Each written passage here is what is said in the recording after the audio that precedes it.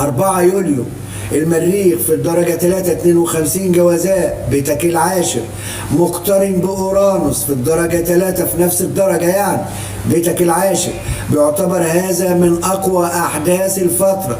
اقتران المريخ وأورانوس في بيتك العاشر بيخلق لك أيها العذراء طاقة انفجارية مهنية، فقد يحدث تغيير مفاجئ في العمل، أو يحدث تغيير مفاجئ في مشروع جديد، أو يحدث تغيير مفاجئ في قرار غير متوقع يغير اتجاهك مهنيا كاملا. بالنسبة للعذراء هذا الاقتران قد يدفعك للخروج من منطقة الراحة وإثبات قدراتك بطريقة مختلفة.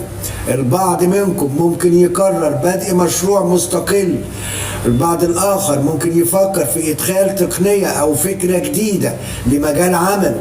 لكن ولأن أورانوس كوكب المفاجآت كوكب الشقلبة يجب تجنب التسرع أو الدخول في نزاعات مع أصحاب السلطة.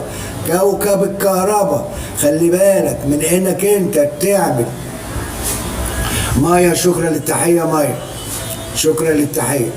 لازم انك انت اصحاب السلطة او المديرين تهدي اللعب معاهم شويتين. 4 يوليو الشمس ببرج السرطان في بيتك ال11 ايها العذراء عاملة خماسي، زاوية خماسي مع كيرون في برج الثور في بيتك التاسع. طيب الخماسي دي زاوية ابداعية بتحمل حلول غير تقليدية.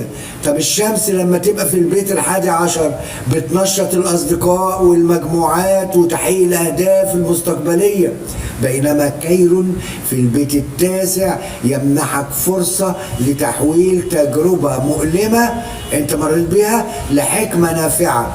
قد تتلقى نصيحة مهمة من صديق، قد تتلقى نصيحة مهمة من شخص ذي خبرة، كما يمكن أن تنجح في حل مشكلة تعليمية أو قانونية أو فكرية بطريقة لم تكن تتوقعها، يعني طريقة خارج الصندوق. هذه الزاوية بتدعم الابتكار وتدعم التفكير المختلف. طيب 4 يوليو المريخ في الدرجة 4 25 في الجوازاء بيتك العاشر عامل زاوية سداسي مع نبتون في الدرجة 4 25 في الحمل بيتك الثامن. يعني بعد طاقة المريخ وأورانوس القوية جدا لما عملوا قران بيأتي هذا السداسي ليضيف بعدا حدسيا وروحيا. المريخ في العاشر يمنحك الحركة، يمنحك الطموح. نبتون في البيت الثامن بيمنح الإلهام ويمنح القدرة على قراءة ما وراء الظاهر أو الحاجات الباطنية، فقد تنجح في اكتشاف فرصة مهنية مخفية أو حل لأزمة مالية معقدة.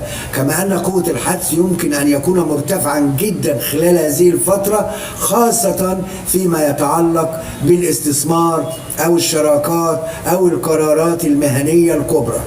الزاوية دي بتساعد على تحويل الأفكار إلى إنجازات عملية، بس بشرط عدم الوقوع في التردد أو الخيال المفرط.